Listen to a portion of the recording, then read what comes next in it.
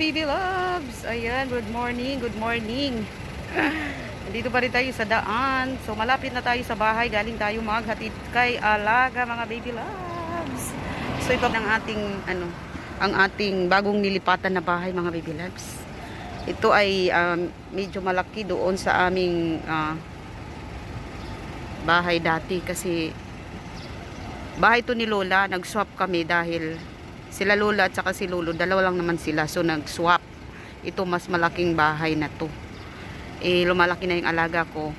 Kailangan daw may sariling room na. So kaya lumipat kami.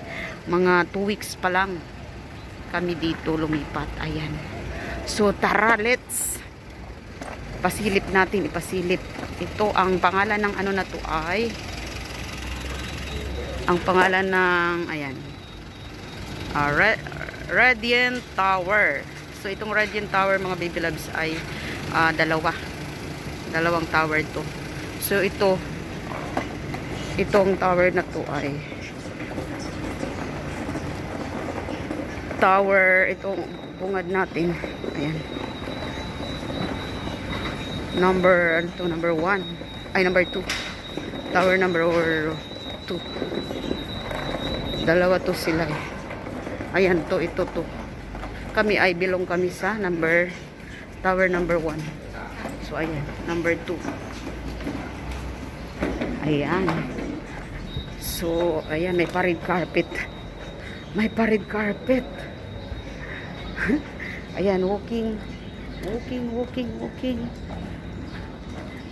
on the red carpet.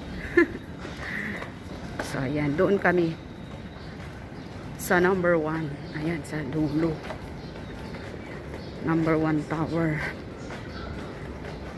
I don't wanna live those moments forever. Ayan. So ayan yung gate. Dito ang main entrance. Ayan, may parade carpet. Ayan yung ating dyan, guard. So ayan. Dito tayo sa elevator. Ayan. Sa kami mga baby loves, 24. So, nasa 24 floor kami. So, ayan. Nag-open na. Pasok na tayo. So, ayan.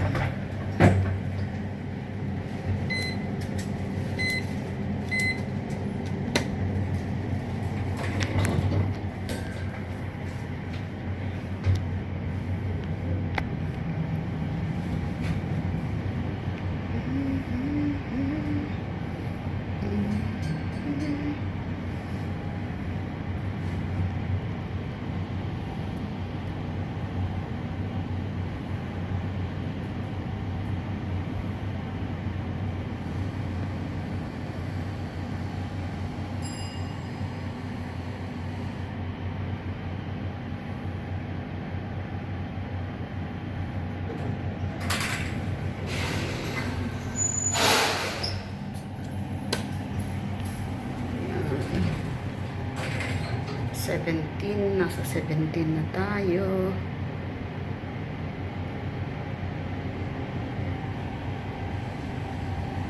So ayan, 24 na. Ayan. So dito na tayo mga baby natin. Ayan. Dito na tayo sa 24. Ayan. Belong kami sa letter F. Ayan. Diba? ABCD alphabet. Sa letter F kami. Ayan, letter F. So, isa ang ating susi. Alam niyo mga baby loves, lagi na akong nagdadala ng lesson learn. Laging madalas nahulog sa bulsa yung ko. Oh no, this one is no.